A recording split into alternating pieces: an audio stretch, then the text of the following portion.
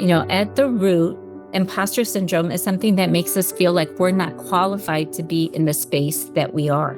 We feel that we don't have the background that other people do or other things. And I think that when we can put power to our lived experience, when we can identify all of the things that we do have and see how they work within our professional lives, I think that is extremely powerful.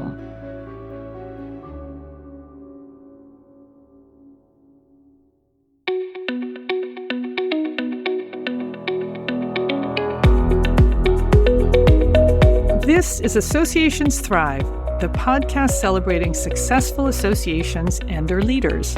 I'm your host, Joanna Pineda, CEO and Chief Troublemaker at Matrix Group International.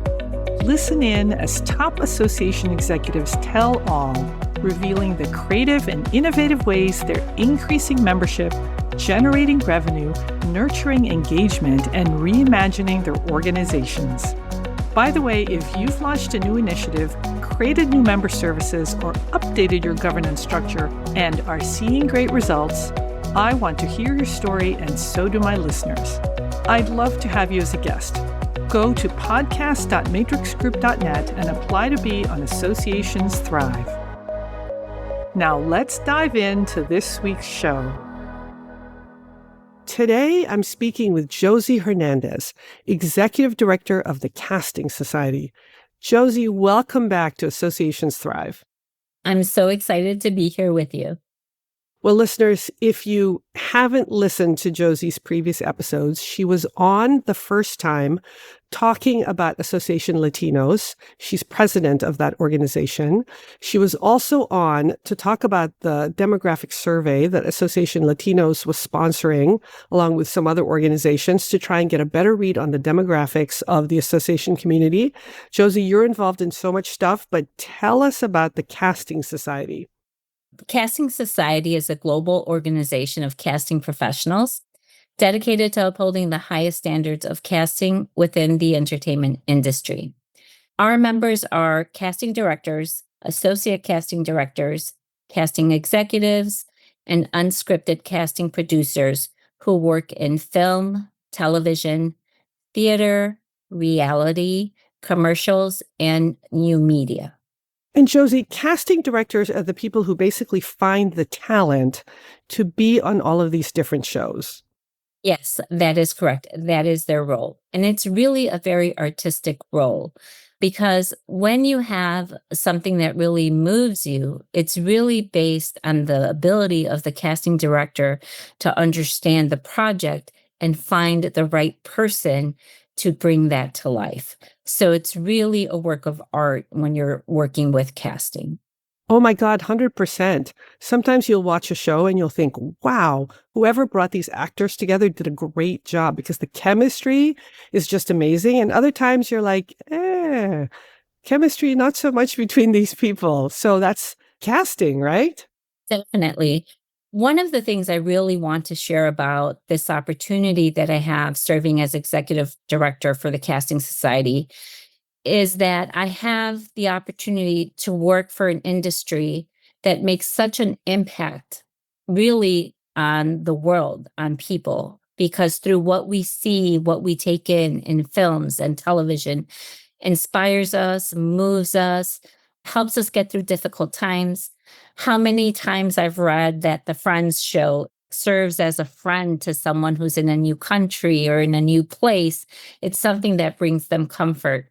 And what I thought about was that I have the opportunity to work with the individuals that are making the decisions about who is being represented on screen, on stage, and how exciting that was. And I have found my time in the last year to be with them very inspiring. They are talented and committed, and a great group of volunteers who are really committed to the organization and moving it forward. Josie, something really exciting is happening at the next Oscars in 2026 related to the casting director. So tell us about it. Yes, it is extremely exciting. For the first time at the Academy Awards in March 2026, there will be a category for casting. That is the first time. So there will be an Academy Award for Best Casting Director. And we are extremely excited about that opportunity. It has been a long time coming. Josie, it strikes me as wrong that there hasn't been an Oscar for casting directors. I mean, like you said, there's so much a part of the magic. Congratulations. Thank you. And that is the work of, as I mentioned, the commitment of our members. And it has been a labor of love that has taken several years to get them here. And I'm excited to be able to support them in the work that they do. Well, Josie, we got a lot to talk about with the Casting Society, but I want to turn to you for a second. Okay. So tell us a little bit about your background. You're an association executive. You work for an association management company. You wear a bunch of different hats. So tell us a little bit about how this came to be. Well, I work for Bostrom, which is an association management company. And that is how I began working with Casting Society. So they were really primarily, as many associations, as Association Latinos is currently run all by volunteers. And that was really the structure that they had. They had an executive director and two staff. So we know many, many associations that are running under this model. And they really felt that they had come to a place where they had outgrown that and that they were ready for something more. And so they turned to Bostrom, and we were able to take them on as a client. And I was assigned to serve as their executive director. And the past year has been extremely exciting to be able to see best practice of association management be put into place to really take what they were already doing, which was impressive and great, and take it to the next level. And so what I really am proud of is to work for an organization like Bostrom, who has a real commitment to the association profession.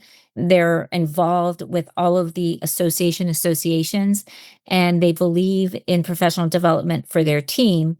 And so this really, I've been able to see how putting in place business processes, governance best practices has really elevated the organization, has been able to streamline the process. It has increased volunteer engagement. In terms of their business lines, we have been able to see increased revenue growth because we have those standard operating procedures in place, and increase in membership as well, increased engagement with their members, and a really strong marketing initiative too. And they're also now able to work with other associations to build coalition and collaboration, which was also important in bringing the Academy Award to the organization. So I am just very inspired every day by having the opportunity to lead the team and to support our volunteers in bringing this to life and taking them to the next level. Josie, how do you even get started taking an organization that was volunteer run and professionalizing it? Where do you start? You bring in your team. What happens to the previous volunteers? What happens to the board? Like, how do you get started with this? We took it on an individual basis. So we worked with the existing team that they had. We brought them on to our team as well. And then one of the members eventually, because they were also working in the field, so one of that staff person eventually ended up leaving because their focus was working as a casting associate. But the other team member is still with us. And I really think that's what I say. It's unique, and because we are meeting their needs. So it's not necessarily one size fits all when you're with an AMC. Bostrom was really able to take a look at what Casting Society needed and be able to meet the need in that way. So I'm really glad that you asked that question. And I just think also it's because of the commitment of the volunteers and wanting to take some off of their plate because they are very busy with their professional lives and their professional work and building trust. So seeing that, what we are advising, seeing it go into action, and then seeing the results of that, that's one of my favorite things about being in association management. My initial career was in retail management, and what I loved about it was creating a merchandising strategy for the store, creating a sales plan that you were going to have, having an event, putting everything into place, and then seeing it happen and evolve. It's the same concept that I apply to association management, building your team, training your team, offering customer service, doing what you need to do with your marketing plan, creating a strategic plan, putting your governance principles in place. And that's important because people need to know what the expectation is and the guidelines of what to do and having that support, laying all of the little different pieces and work that all create success as a whole. And so that's really how we've done it. I think communication is key. I think listening is key. I also think that as an association professional, particularly in an AMC model, you have to be very resilient. I think that's really key. Oh, why do you say that? Why resilient? That's an interesting word. Because you have stakeholders that are very engaged, very involved. Most associations, you also have to understand what their work life is and how that relates to the working relationship between the team and the volunteers. I think each association has different work environments, right? So if we were to look at some medical associations, or if you have other types of associations, so you have to be able to adapt and you have to be resilient because there's always change and you're learning the organization. And so when you're learning things, it always can be a little bit of a trial and error process. And so you have to be able to come back from those times where maybe something didn't fall right and you have to make adjustments. And I just think in general, working in the association industry, that's one of the key skills or maybe qualities that are required to succeed. Well, I want to dive into something that you said where you need to be able to adapt. I want to dive into something sort of related, and that is the different roles that you have as an association executive and how you adapt to each of them. So you're a Bostrom executive, you're executive director of the Casting Society, but you're also president of Association Latinos. So I got to ask, how are you balancing all this?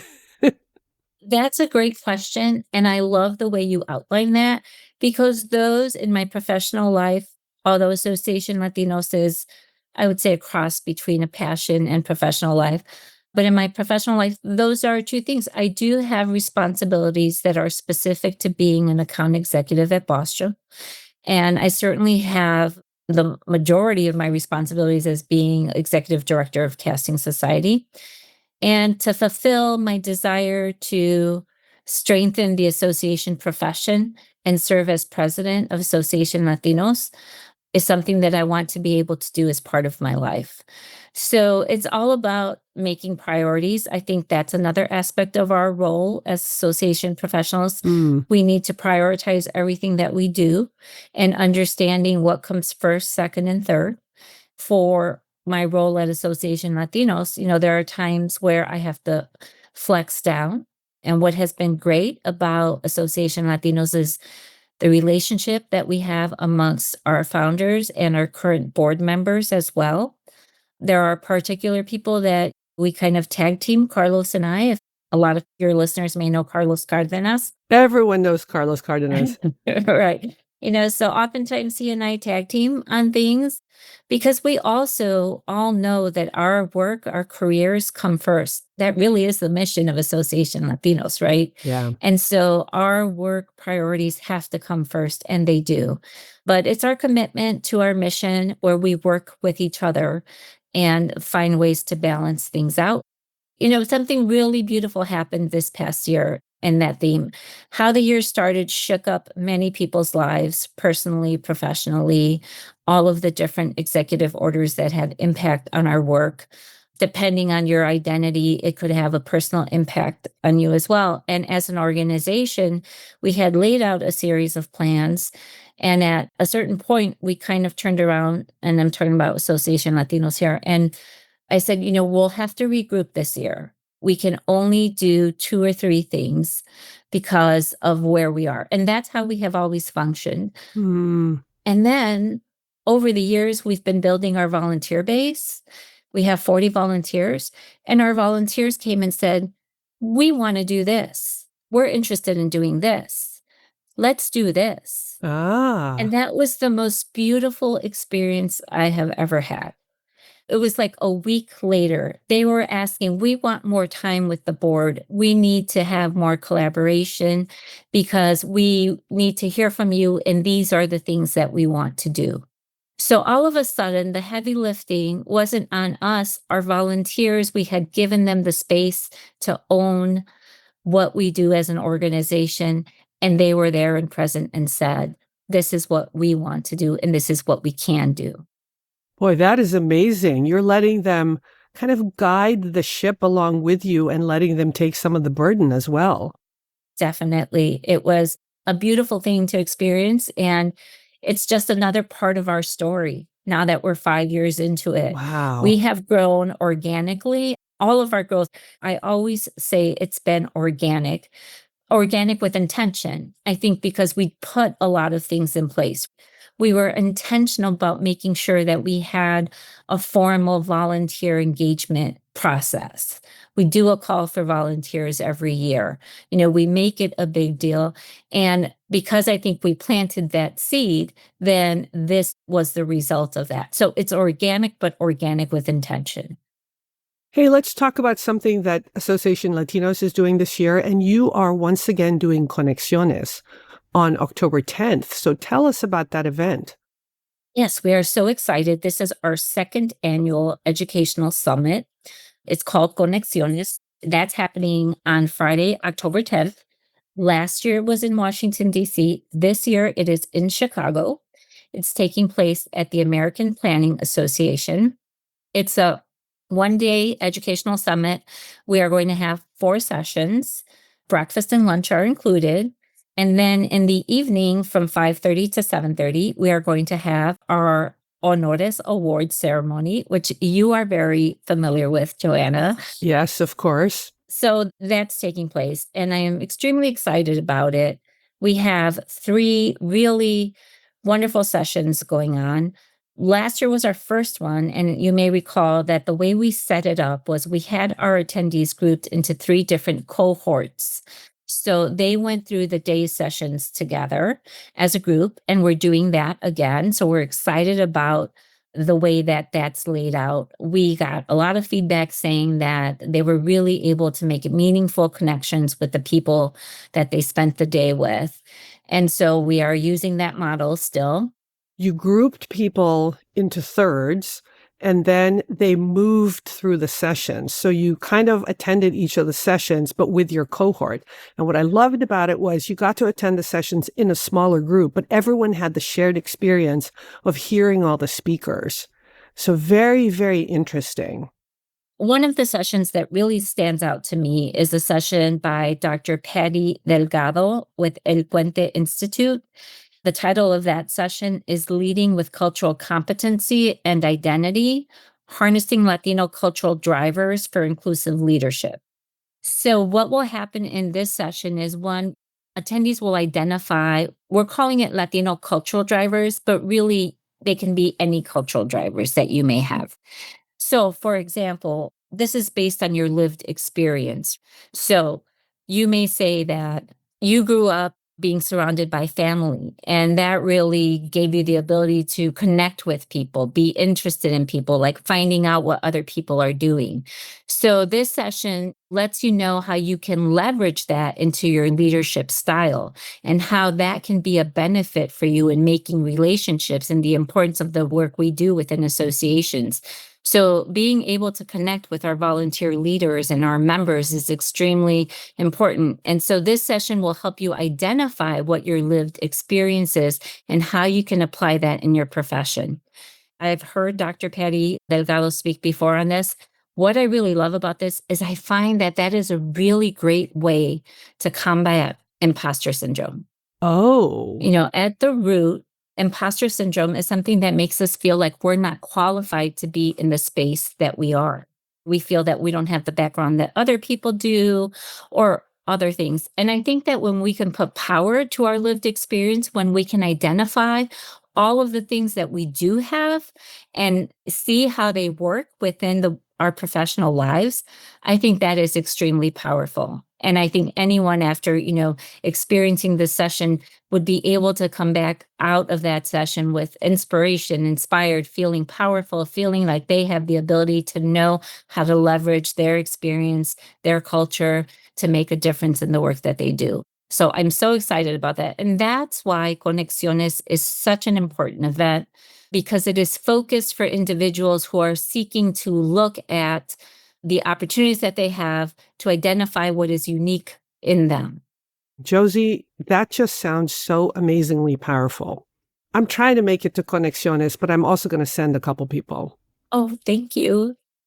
Josie, let's turn back to the Casting Society because I got a couple more questions about that. You've got something called the Artios Awards. Tell us about that. That sounds really interesting. And, a lot of my listeners have awards programs, so they're always looking for ideas for how to do your awards better. Oh, this is a wonderful experience. Wait until you hear about this. So, okay, what the Artios Awards are, they celebrate excellence in casting, film, television, theater, and commercials. So, what our members do, it's their awards ceremony to recognize the work of the members of the Casting Society. We hold this every year, mostly in February, and it is held on the same date across 3 cities in Los Angeles, Oh, New York, and London. So it is very exciting. CSA is a global organization, so we have that global presence with being in London, and it's all held on the same day. It really is the cornerstone of the work that CSA does, and it's almost a year-long process, as it is with many associations. Currently, we are in our nominations phase. So, for example, many of the shows and films that people are aware of, shows like Hacks, Wicked, the casting directors or the casting teams, I should say, are nominated for these awards. And so in Los Angeles, they're held at the Beverly Hilton, which is the same location where the Golden Globes are held. ah, The award itself is beautiful. It's a crystal obelisk. Typically, we have entertainers, actors that serve as the hosts for the events. And then our presenters are also actors, many of them having relationships, obviously, with the nominees. We also have several honoree awards that are given to individual members. And so it's a really special evening. This is going to be the 41st awards show that is given. And we are hoping that it also is, reflective of what will take place with the Oscars in the following month as well.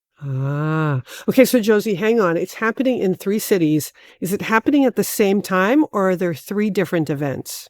It's not exactly the same time. We try to align it to be the same time. It's tough with London and LA. Yeah, so London show goes first, and then LA and New York are pretty much at the same time. I see. Okay. And is it the same winners announced at each, or are they winners in their respective region who are being honored? It's the same winners that are announced at each, but it also is dependent on if the winner is attending in that location. I see. So this is kind of an interesting model for doing an award ceremony when you've got a global audience. Exactly, yes. Because, yeah, very interesting. We had some of the winners attended last year. Some of the winners attended the show in London. Right. And that was really great for the London experience. Well, you want to have winners at all of the shows, right? But it all depends on their personal choice on where they want to go. So yes, it is a very interesting way to run the show. You are kind of dependent and waiting on people's decisions on when they're going to go and able to prepare your run of show, but it's very exciting. There's a red carpet, everything that you associate with an entertainment industry awards show is happening at the Artios Awards. Hey, so I got one more question for you about the Casting Society. You talked about just the wide variety of roles in casting that you are servicing. And I imagine that you have very seasoned casting directors and maybe casting associates that are new. How are you meeting the needs of this very diverse membership? I love that question because that is part of our strategic plan. And that is something that we have been able to bring to enhance what Casting Society is already doing. One of the great things that Casting Society does, through their sister organization, Casting Society Cares, is they have a training and education program. So they have a program that is free of charge based on donations that are offered, where they will take 12 to 15 candidates a year and walk them through what it's like to be a casting associate.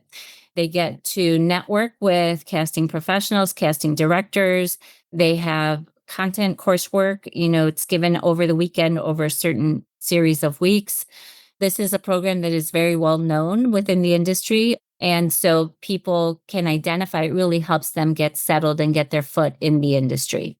So that is what they're doing to support new people coming into the industry. So that's what they have been doing. And so now we are able to identify what can help us with knowledge to share from those who are in that casting associate role and the casting director role. And that is part of our 3-year plan. CSA is already doing a great job of bringing knowledge and content to their membership. Just this past year, they're doing webinars on industry-specific projects that people need to know about. And they're doing webinars on AI and its impact on the work that they do. And so part of our 3-year plan is to begin to identify what are some areas, or not necessarily gaps, but that's one way to look at it, but areas of content that, yes, can help get the casting associate to move their career forward and get additional knowledge so that they can then do different types of projects and different types of work. Wow, this all sounds amazing. I could talk to you all day about the Casting Society, but I know you're a busy lady. Let me ask you one more question before we head out. It is Hispanic Heritage Month. Josie, what does this mean to you this year? Well, the theme of Hispanic Heritage Month this year is collective heritage, honoring the past, inspiring the future.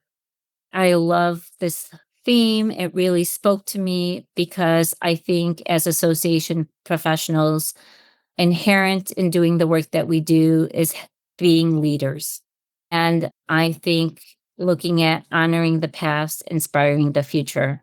What is our leadership story as individuals? I think everyone has a leadership story, a leadership journey. And when I think about my own, it always takes me back to when I was growing up as a first generation American, a daughter of parents who migrated to Chicago from Mexico. I saw my parents building community, and not just my parents, my family, all of my cousins ended up here, aunts and uncles, learning a new language. Both of my parents took classes to learn English, getting situated in jobs. My father learned a trade. He became a machinist.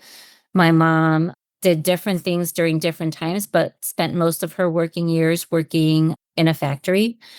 And also, helping their relatives get settled in jobs, many manufacturing jobs. My family worked in the steel industry when it was vibrant in Chicago. They worked in auto plants at the Ford plant in Chicago as well. And there were multiple members working in different places. They also worked in the meat packing industry. So it was that, navigating that. And then as the first generation was coming along, it was investing in education. My father's mantra was the most important thing I can give my daughters is an education. And all of his daughters graduated from university. So it was seeing that in action. Amazing. People purchasing homes, retiring, and not just that, but also supporting the communities that they left. Because unfortunately, the reason they left was because there wasn't economic viability for them to stay there. And so supporting the infrastructure of their churches, which is a cornerstone of many communities in Mexico, cemeteries, things that are needed in their towns that just are lacking.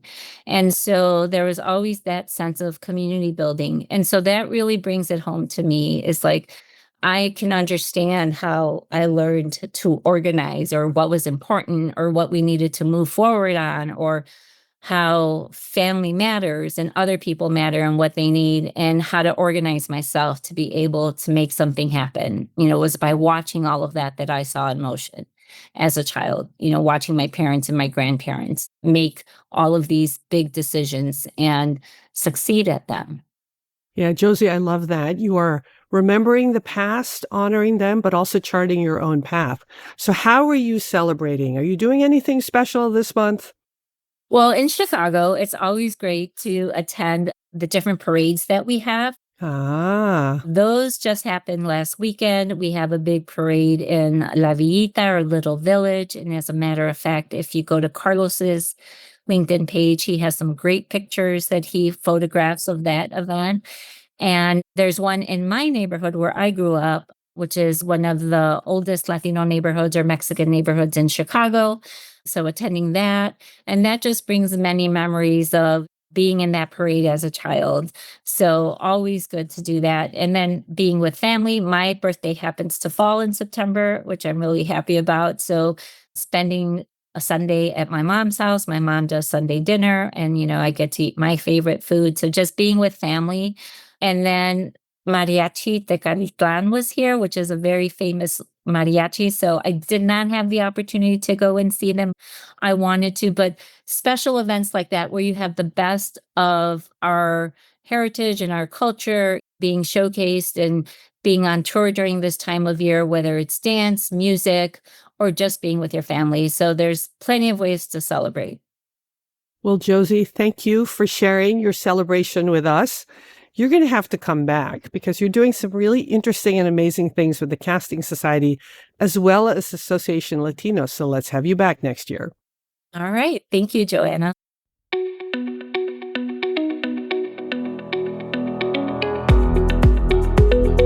Thanks for listening to Associations Thrive. We're so glad to have you here. My personal mission and the mission of my company, Matrix Group International, is to help associations and nonprofits increase membership, generate revenue, and thrive in the digital space.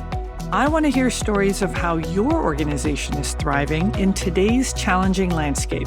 Please apply to be on my show by going to podcast.matrixgroup.net. By the way, do you need help with a digital initiative?